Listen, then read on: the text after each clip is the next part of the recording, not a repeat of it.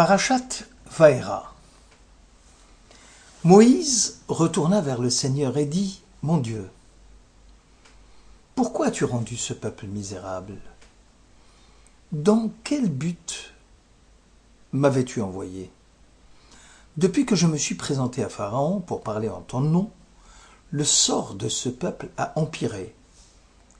Bien loin que tu aies sauvé ton peuple. » L'Éternel dit à Moïse : « C'est à présent que tu seras témoin de ce que je vais faire à Pharaon. Forcé par une main puissante, il les laissera partir.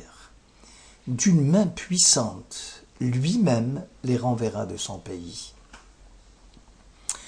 Dieu adressa la parole à Moïse en disant : « Je suis l'Éternel. J'ai apparu à Abraham, à Isaac, à Jacob, comme divinité souveraine.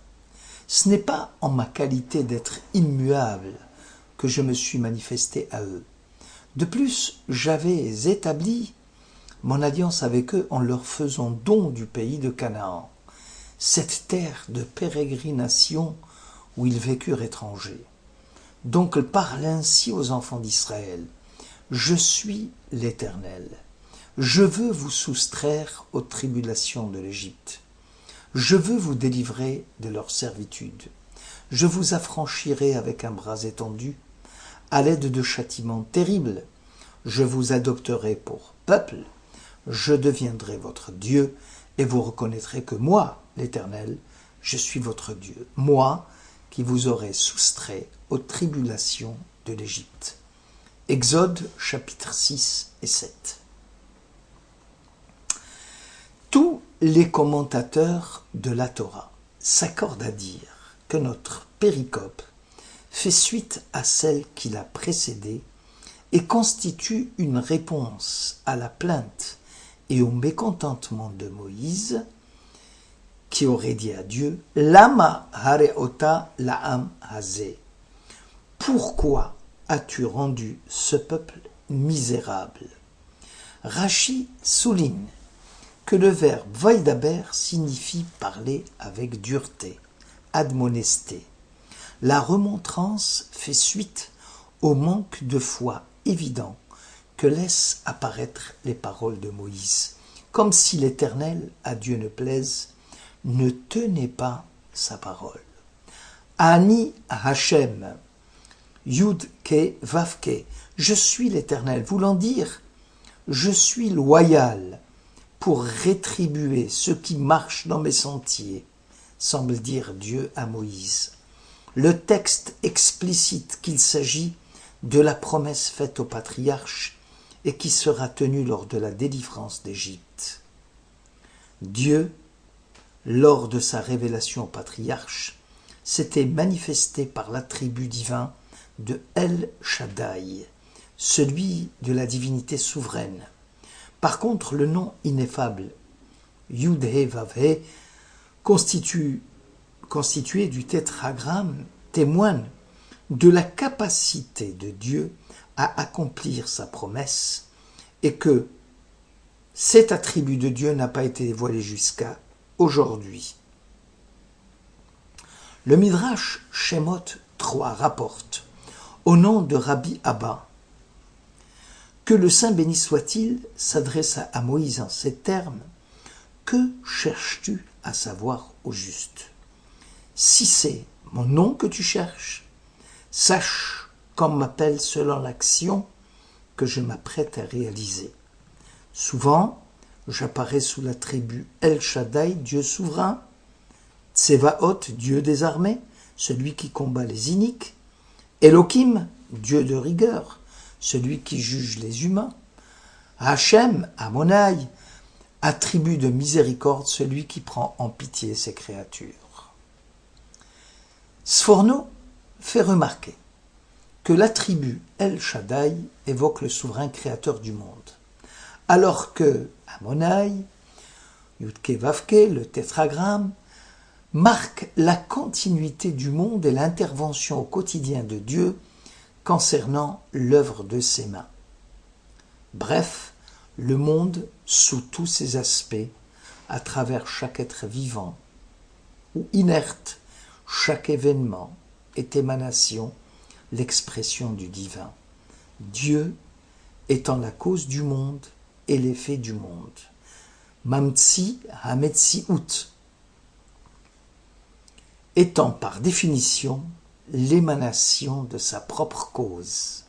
Sibat Hametziut. L'univers est donc exclusivement l'expression de Dieu. Par conséquent, un moyen pour l'homme d'appréhender ces expressions. On appréhende les expressions du divin, car appréhender Dieu lui-même n'a pas de sens. Il est par définition en dehors de l'entendement humain. Si nous pouvions l'appréhender, il ne serait plus Dieu. Dans notre condition humaine, écrit Sforno, nous nous le représentons comme créateur, éternel, tout-puissant, maître du monde, source de tous les bienfaits, parfait, vrai. La Torah utilise ainsi toute une liste de noms, d'attributs, qui, suivant les circonstances, évoquent diverses expressions du divin. Abrabanel résume et détaille les points obscurs de notre section. Quoi de neuf, dit-il dans l'expression Ani Hachem, je suis l'Éternel. Le tétragramme divin était déjà l'attribut par lequel Dieu s'était manifesté à Moïse lors de l'épisode du buisson ardent. Deuxièmement, après la tragédie d'Our en Chaldée, Dieu se révéla à Abraham sous l'attribut de Yudhevave. Je suis l'Éternel qui t'ai fait sortir d'Our en Chaldée, Ani Hachem. Alors comment peut-on affirmer que ce n'est pas en ma qualité de Hachem, être immuable, que j'avais apparu au patriarche, puisque cette formule, nous la trouvons déjà dans Abraham. Enfin, troisièmement, l'expression lo nodati, je me suis pas manifesté, n'est pas très précise. Il aurait fallu écrire lo hodati, je l'aurais pas fait connaître mon attribut, plutôt que lo nodati. Abrabanel répond à ces trois questions. Il dit que l'attribut El Shaddai est la préhension de l'expression du divin spécifique à des circonstances d'ordre naturel, ce que l'on appelle la Hanaga Tivit. Alors que Yud Ke Vav Ke, le tétragramme, serait propre aux manifestations extra-naturelles. Aussi, le tétragramme va bénéficier d'un traitement rigoureux, puisqu'il ne peut même pas être prononcé sous sa forme écrite. Pour Abrabanel, Dieu s'est manifesté au patriarche par des miracles voilés, c'est-à-dire par voie naturelle, et en même temps par voie extranaturelle. Ici, le dévoilement de la face de Dieu, le Gilouï Panim, est suivi du voilement de la face de Dieu, Esther Panim. Ou bien l'homme était capable de percevoir l'intervention de Dieu et pouvait en tirer les conclusions qui s'imposaient, ou alors désemparé dans son malheur, il ne comprenait pas sur le moment le lien entre le comportement humain et la réponse de Dieu pouvait être identifié par un prophète qui est l'organe de la parole divine. Tout au long de l'histoire biblique, un dialogue apparaît clairement entre l'homme et Dieu. L'attitude divine s'avère directement liée au comportement de l'homme.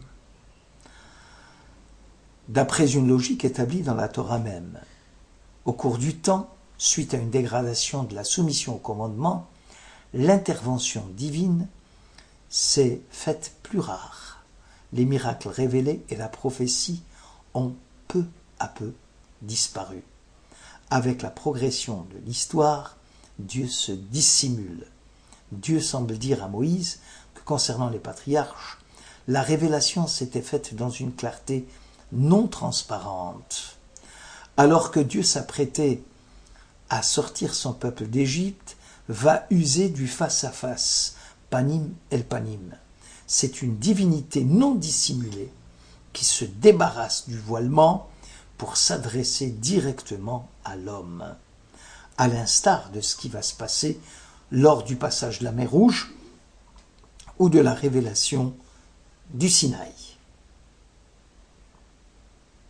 Moïse, à la suite des plaintes des fils d'Israël concernant la dureté des corvées, a le sentiment que les actes barbares du Pharaon demeurent sans réponse.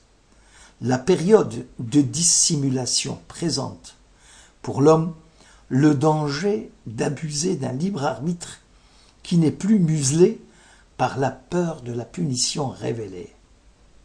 Dans cette logique, l'homme croit ne plus rien avoir à attendre de Dieu, si ce n'est sa miséricorde.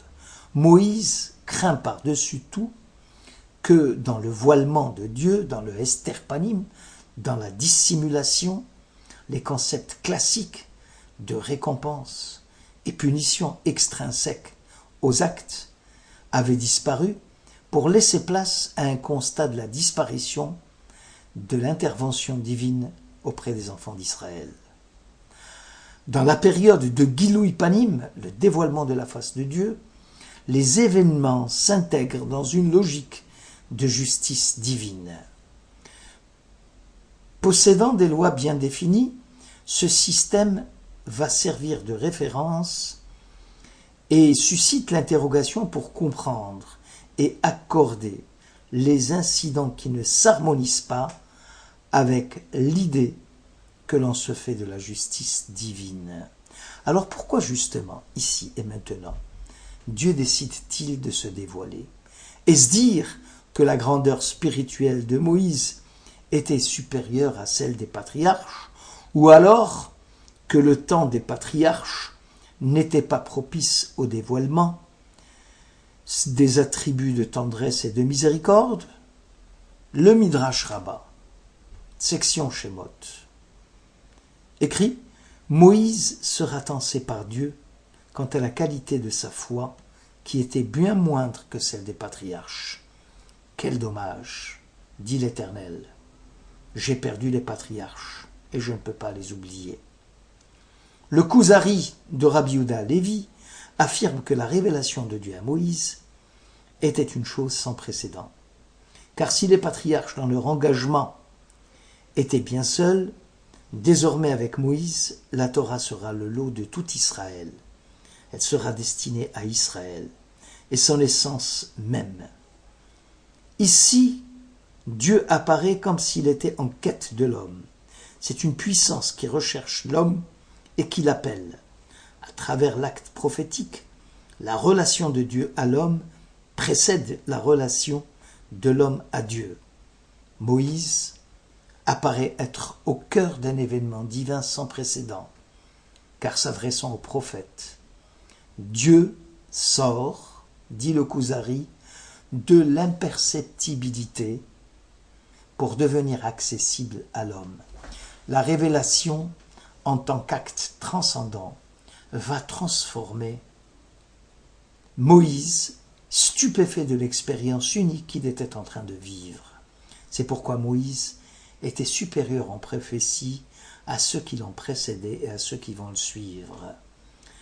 Le traité Yébamot compare la prophétie de Moïse à celle des autres prophètes. Moïse, dans le mystère de la révélation, recevait une réponse intime, claire et transparente, à une signification ineffable. La perception prophétique de Moïse a été d'une très grande clarté, même si l'épisode du buisson ardent laisse indiquer qu'un feu qui brûle et qui ne se consume pas montre qu'il y a une nouvelle relation entre Dieu et l'homme, à savoir que pour révéler, Dieu doit cacher, et que pour communiquer sa sagesse, Dieu doit dissimuler sa puissance. Rambam, Maïmonide, dans le Guide des Égarés, deuxième partie, chapitre 35, écrit « Les autres prophètes avaient reçu la révélation sous forme de songe. Moïse, lui, était toujours en état d'éveil prophétique. Seul un ange communiquer la parole divine aux différents prophètes. Moïse s'initiait au mystère de la révélation sous la forme du face-à-face avec la divinité, panim el panim.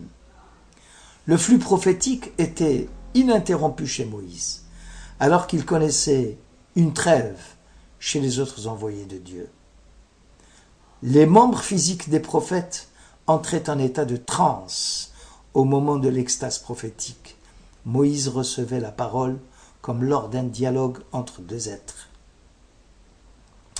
Le Sefer HaIkarim ajoute qu'aucun prophète ne peut abolir quoi que ce soit en matière de Torah. Seul Moïse pouvait infirmer les paroles de ses prédécesseurs car il leur était supérieur. Moïse a la conviction inébranlable que le message qu'il offre au peuple n'est pas le produit de son propre cœur. Il a vu l'authentification de son message devant toute l'assemblée d'Israël. Le peuple a vu et a entendu les voix au Sinaï. Bien évidemment, la Bible ne se réfère pas à une perception par l'œil ou par l'oreille, mais à une perception spirituelle. La vision prophétique des patriarches, malgré sa clarté, restait néanmoins énigmatique et onirique. Ainsi, Dieu, par la tribu de El Shaddai, Dieu souverain, leur avait promis l'accès à la Terre sainte. Mais finalement, ce sont leurs enfants qui en tireront profit. Dieu avait prédit un esclavage de 400 ans qui s'est soldé par un assujettissement de 210 ans. La clarté transparente de la révélation.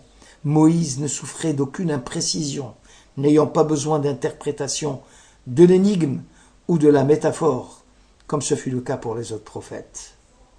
Noam Elimelech présente enfin Moïse comme l'exemple suprême du défenseur du peuple juif.